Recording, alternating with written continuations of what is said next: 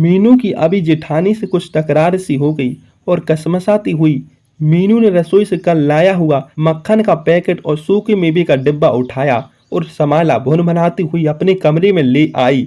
अपने शयन कक्ष में रखा हुआ छोटा फ्रिज में खोला और मक्खन उसमें रख दिया। अब वो अपने कमरे में बड़बड़ाती हुई एक दो चक्कर लगाने के बाद एक कपड़ा लेकर डस्टिंग करने लगी। लेकिन कमरा तो बिल्कुल साफ था। काम वाली अभी अभी सब चमका कर गई थी, इसलिए वो तकिया लेकर पीओ कवर बदलने लगी।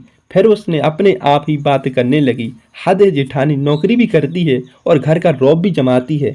बस मीनू रह गई सबकी अकड़ झेलने को। वो रोज संभर कर बाहर जाती है, लेकिन मीनू बस इस जेल खाने में कैद है। इसका तो काम ही यह हो गया, चपरासी जैसी बनकर बाहर से आने वाले डाकिए, कुरियल वाले, धोबी आदि की घंटी बजने से गेट हाजिर हो जाओ। हद है, यह सोचकर बहुत गुस्सा करने लगी। कभी कभी उसको यह लगता चतुर जेठानी उसके भोलेपन को बखूबी पहचानती है। उसको बस पूरी चतुराई से इस नरक जैसे घर का चौकीदार ही बना रखा है। मीनू के जेठ जी की शादी के 1 महीने से रूस में रमे हुए है, कितने साल से आने का नाम नहीं ले रहे। जेठानी भी मगन है, कहती है मेरे भीतर तो सच्चाई निष्कपटता है तो संसार में सब अच्छा लगता है। काम में डूबी औरतों को पता ही नहीं लगता कि पति देश में है या परदेश में। सारा दिन दफ्तर में काम में खपती हूँ, गैस्ट्री बसाने की सोच में नहीं सकती। हो में कितनी नौटंकी, मीनू ने फिर गुस्से से फुटकार कर भरी। मैं तो परिवार में तुम सबको देखती हूँ, जो सब होकर सबको देख देख कर सकता है वह कुछ भी सही और पूरा देख सकता है। पता नहीं कहाँ से सुनकर आती है यह सब फिल्मी बात है। मीनू ने मुँह बनाया और मन ही मन में कहा, खूब मक्खन खाती है ना, तो हाँ खुद खरीद कर लाएगी मक्खन, तब पता लगेगा कि 800 रुपये किलो है। कमाती है तो खर्च भी कर हद है। सब रौब मानना आता है, वो भी मासूम सी मीनू पर। यह सोचते सोचते मीनू कब तक ये कि गिलाफ बदल डाली पता ही नहीं चला। आज उसने उसी समय बुखार का बहाना किया। बस गुस्से में तकिया सर पर रखकर लेट गई।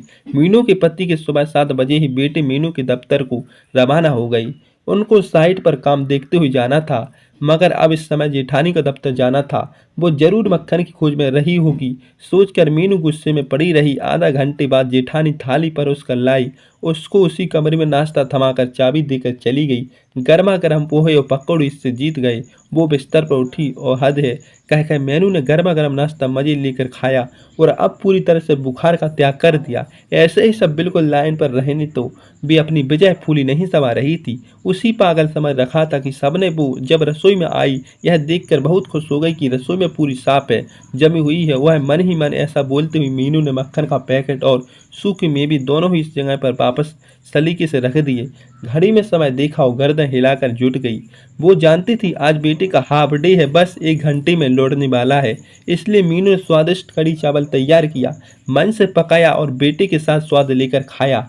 बड़ी मम्मी ने पकौड़े कितने अच्छे बनाए। मम्मी हाँ ले लूँ, हाँ बीनू ले लो, ये तो सुबह ही गर्मा गर्म खा चुकी है। कितने जायकेदार, बिल्कुल मेरी पड़ी मम्मी जैसी। बीनू खाता रहा और बोलता रहा। अचानक कुछ सिहरन सी हुई और मीनू दिल जेठानी पर उदार होने लगा। जेठानी बस 2 साल की तो बड़ी थी। महसूस होता कि जेठानी के बगैर तो एक उदास सुनकर बुखार ही होता है। वो सचमुच एक ऐसी महत्वपूर्ण शक्ति थी जो अभी मीनू से परिभाषित तो नहीं हो पा रही थी। उसके बिना परिवार में इतना आराम पाना मीनू के लिए तरीका असंभव ही होता।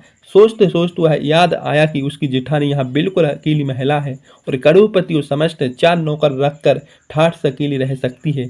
इतनी बेमिसाल है कि अमीर होकर भी कहीं ना अलग करते। कितने प्रेम से उन तीनों की हाथ साथ रहती है। उन्होंने खुद के लिए किसी मनपसंद जीवन कभी कमाना नहीं की, बस खूब किताबें पढ़ने का शौक और कुछ चाहती। कितनी ही बार मीनू ने 5-5 हजार रुपये ऐसे ही निकाल देती जैसे 10 रुपये की 4 नोट हो, जबकि उसके पूर्व भाई भाभी नपट कंजूस है। उसको याद आया कि जेठानी ने बीनू के जन्म पर उसकी खूब सेवा की, जबकि उसके भाई भाभी ने यह सब देखकर उसको बस जेठानी को समझा, बाकी खास महत्व नहीं दिया। उसकी जेठानी ने कभी शिकायत नहीं की। बखूबी जानती कि बुद्धि और उसकी जेठानी अपने मगर रहने वाली सरल और सहज महिला है, कभी किसी बात पर शिकायत नहीं करती। वो खुद कितनी कपटी और लोभी है। जेठानी सुबह से रात तक रविवार को अकेले घर पर रहती। मीनू अपने पति और बीनू के साथ सैर सपाटा, पिक्चर, पिकनिक। उसने कभी नहीं सोचा कि उसकी कोई उमंग होगी। मैं कितनी गिरी हुई सोच रखती हूँ, यह कब सोचकर आंसू बहाती है। बेटे की नज़र बचाकर उसने मुँह धोया। उसने कहा, बीनू आज मौसम बहुत खुशनुमा है। चलो तुम्हारी बड़ी मम्मी की पसंद की ताज़ी करेले लेकर आती है। आज शाम को उसके लिए भरवा करेले बना देती हूँ।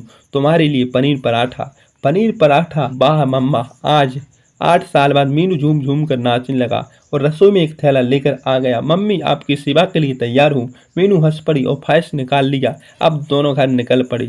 मीनू करेले और प्याज खरीदने के बाद मीनू के साथ जरा दूर निकल आई। उसने फलों का एक ठेला देखा और रुक कर जामुन बहुत ताज़ा लग रही थी। मीनू ने पूछ लिया, यह जामुन कैसे दिए? फलवारी ने कहा 200 रुपये किलो। मीनू, अरे बहुत महंगा है। फलवारी, हाँ यह खास जामुन है और पेड़ पर चढ़कर तोड़ा है, उसकी भी मजदूरी लगती है। सब जगह यही भाव है, कहिए कितने तोलूं? मीनू ने कहा, नहीं रहने दो, यह आम तौल दो। घर आकर बेटी को मिल्क शेक बना दिया और भरवा करेले तैयार जुट गई। आज तो ठीक 5:30 बजे ही पति और जेठानी दोनों ही दफ्तर लौट आई थी। पता लगा कि पति और जेठानी दोनों का भी आज जल्दी आने का मन था। अब घर आने से चहल पहल रौनक छा गई। मीनू ने वो आम फ्रिज में रख दिए, अब खूब ठंडे हो गए। सबके लिए उसने मीठे मीठे आम काट कर तैयार रखे थे।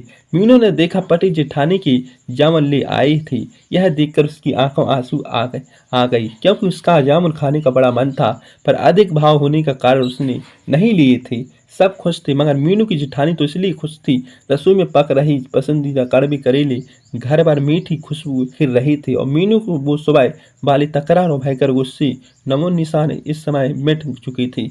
तो दोस्तों बताइए वीडियो कैसी लगी? Like share subscribe. Thank you.